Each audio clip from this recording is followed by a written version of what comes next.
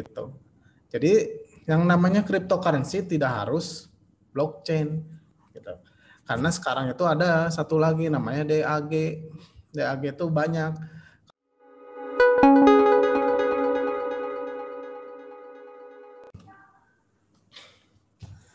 Halo teman-teman, ketemu lagi di Investor Crypto bareng Alvin dan Dedi. Halo. Halo, Ded. Ded, ini ada yang nanya Ded offline tapi apa bedanya blockchain sama DAG? DAG ya. DAG ya. Oke. Ini nih mumpung pasar sebenarnya ada yang nggak terlalu ramai ya hari ini. Jadi kita bahas yang fundamental seperti ini ya. Kali-kali lah jangan bahas harga terus gitu. Walaupun tujuan kita adalah mencari cuan semaksimal mungkin tapi tanpa dilandasi pengetahuan industri cryptocurrency yang benar ya, kita tidak bisa menjadi investor yang sukses lah gitu. Nah, sekarang kita bahas ini ya, blockchain versus DAG. Nah, ini banyak ini, gue sambil share aja ya. Jadi banyak salah kaprah ini yang simpel aja kita mah. Banyak salah kaprah istilah di dunia cryptocurrency ya. Gitu. Kemarin sempat ada komentar ya dari teman-teman katanya si H-bar itu DAG, si Hashgraph itu kenapa bukan blockchain katanya gitu. Nah, itu sebenarnya kita harus ngerti lah. Jadi bahasa-bahasa di dunia cryptocurrency ya. Simple aja, berarti gini kan. Mungkin yang dimaksud kawan kita itu adalah kripto. Si Hedera Hashgraph itu adalah cryptocurrency. Gitu. Kita setuju cryptocurrency itu banyak, ribuan jumlahnya. Pionirnya adalah BTC. Gitu, kripto. Nah, si Bitcoin itu, teknologi di belakang Bitcoin itu adalah blockchain gitu. Jadi yang namanya cryptocurrency tidak harus blockchain gitu. Karena sekarang itu ada satu lagi namanya DAG. DAG itu banyak. Kalau blockchain itu kayak si BTC, Bitcoin, Ethereum, Cardano, terus apa lagi? Banyak lah. Terutama yang awal-awal gitu, yang berbasis proof of work gitu. Tapi sekarang ada DAG gitu, alternatif dari blockchain gitu. Nah, sekarang kenapa kayak si Hedera Hashgraph dia pakainya nggak mau pakai blockchain gitu. Nah, ini nih teman-teman kita bicara teori sedikit ya. Blockchain itu kan kalau teman-teman nyadar si Bitcoin itu kan kalau ada transaksi itu konfirmasinya setiap 10 menit. Gara-gara itu dibuat satu blok gitu. Nah, itu bayangkan sebenarnya dari awal itu si Bitcoin itu gue juga nggak ngerti ya, si Bitcoin itu sebenarnya tidak viable lah buat menjadi currency gitu untuk jual beli gitu. Misalnya untuk beli kopi, beli apa pakai blockchain ya, pakai Bitcoin gitu, beli pizza kayak gitu. Itu kan konfirmasinya lama 10 menit gitu. Sekarang biaya untuk nge-mining juga makin mahal gitu. Bayangkan teman-teman. Jadi saya kurang ngerti juga dulu si Satoshi Nakamoto bikin awalnya sih peer to peer cash gitu, peer to peer money gitu. Tapi sekarang makin sini makin kelihatan satu BTC itu di miningnya itu dengan harga berapa ya? Mungkin sekitar 20 di atas 10.000 USD gitu. Udah nggak efektif lagi gitu. Aduh maaf tadi kepotong ya teman-teman. Ini jadi dari awal gitu ya. Si Bitcoin itu teknologi di belakangnya itu blockchain. Sedangkan blockchain itu kan konfirmasi transaksi itu setiap 10 menit. Setiap transaksi disimpan di node gitu. Semua transaksi itu disimpan di node. Jadi nggak sebagian gitu semuanya, makanya makin kesini makin berat node-nya Bitcoin itu gitu. Proses miningnya makin susah, makin mahal gitu. Dan sekarang udah terbukti lah bahwa si Bitcoin itu udah tidak bisa disebut sebagai alat transaksi gitu. Makanya sekarang itu ngarahnya ke store value gitu. Jadi untuk nyimpen value untuk orang-orang kaya gitu. Jadi seperti emas gitu.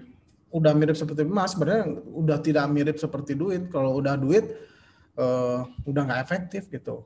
Kalau lagi bull market bahkan konfirmasinya itu bisa 2 hari. Kita ngirim Bitcoin tuh dari satu wallet ke wallet yang lain gitu. Jadi cita-cita si apa Bitcoin si Satoshi Nakamoto dulu awalnya untuk peer to peer duit gitu. Gua udah keluar dari PC dia gitu. Dan si itu udah menjelma menjadi alat untuk store of value kayak emas gitu. Gunanya itu ya tuh menyimpan value gitu, tukan-tukan value. Nah, dia efektif emang, dia kirim-kiriman emas kan ribet gitu. Nah, fisiknya, sedangkan Bitcoin kan tinggal kirim-kiriman gitu.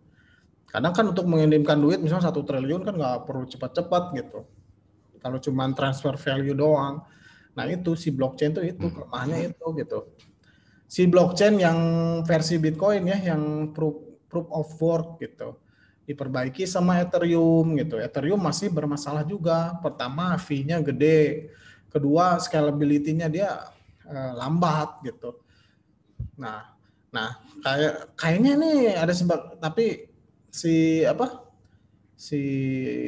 si blockchain ini dikembangkan terus misalnya sama si Cardano sama si Polkadot gitu. Tapi ada sebagian orang pelaku industri di blockchain di cryptocurrency kayaknya emang secara teoritis si blockchain itu udah tidak efektif untuk sebagai alat transaksi gitu. Misalnya kayak contohnya si Hashgraph ini, si Hedera Hashgraph ini ya transaksinya bisa sampai 10.000. Emang secara algoritma ya kalau teman-teman yang backgroundnya computer science atau minimal lah mengenal teknologi komputer gitu.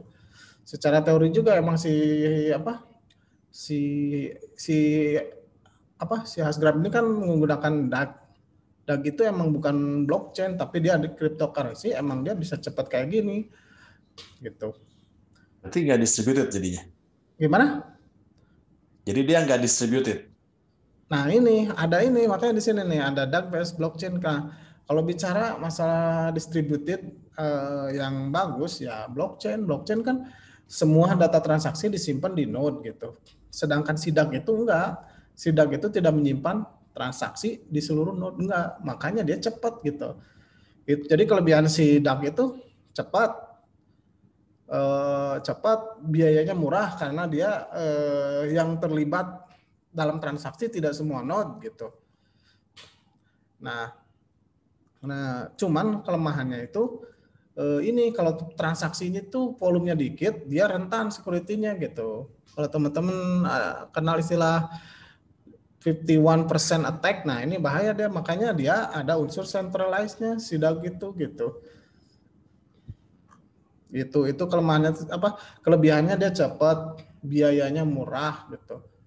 Emang cocok untuk jadi duit itu transaksi uang. Ketiganya kekurangannya security-nya kurang. Sedangkan si proof of work si blockchain itu pertama secara security dia udah terbukti sama si Bitcoin gitu. Tapi kelemahannya itu lambat.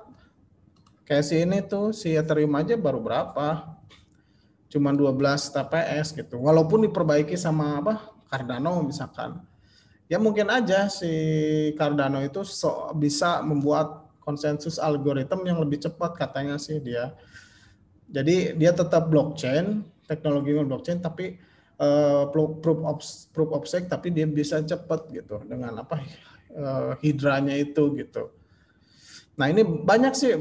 Jadi ada dua jalur besar si pelaku industri itu. Satu yang kekeh pakai teknologi blockchain tapi diperbaiki gitu masalah scalability-nya sama fee network-nya.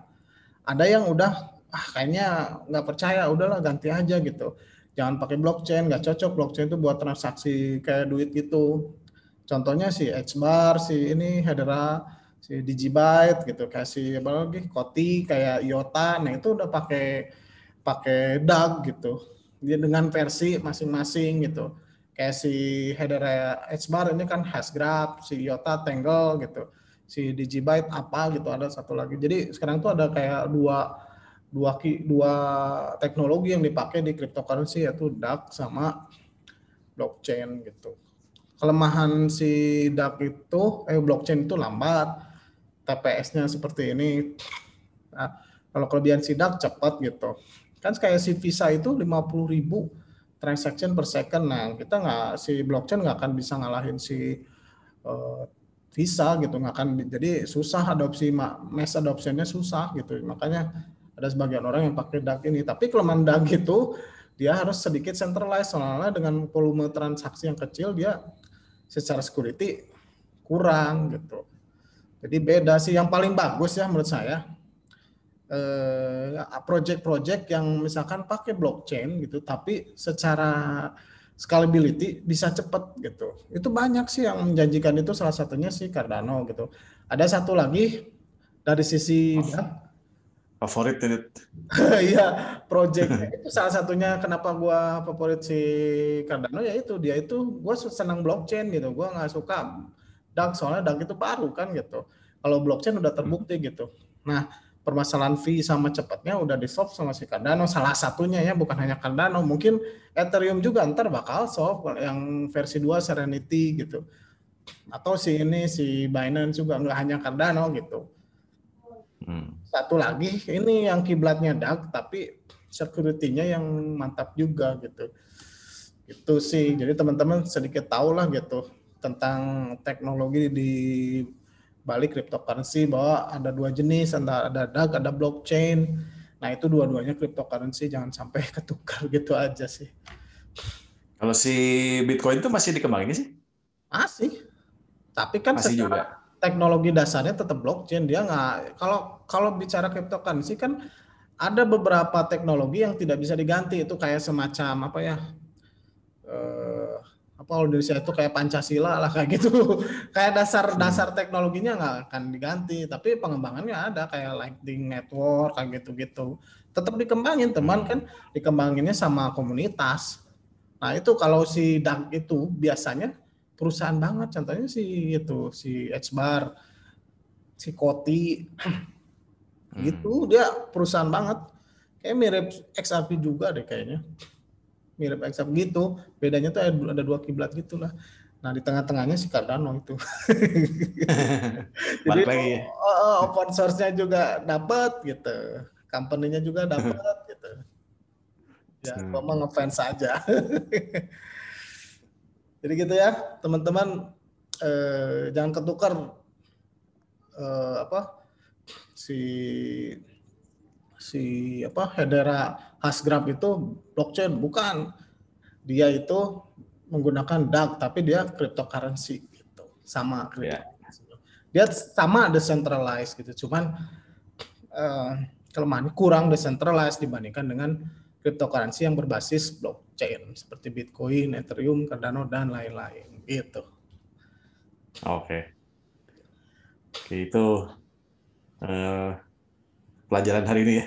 Iya, kita ini dulu lah, kuliah dulu lah.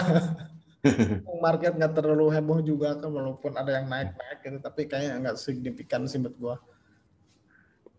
Oke, cukup dulu deh, sampai situ dulu. Ya dikit aja lah, ntar muntah lagi banyak teori. Ya, Ya udah, oke. yuk. Teman-teman kalau ada yang mau komen, silakan ditulis aja ya. Nanti kita bahas juga. Yuk. Ya. Yuk. Thank you semua. Sampai jumpa.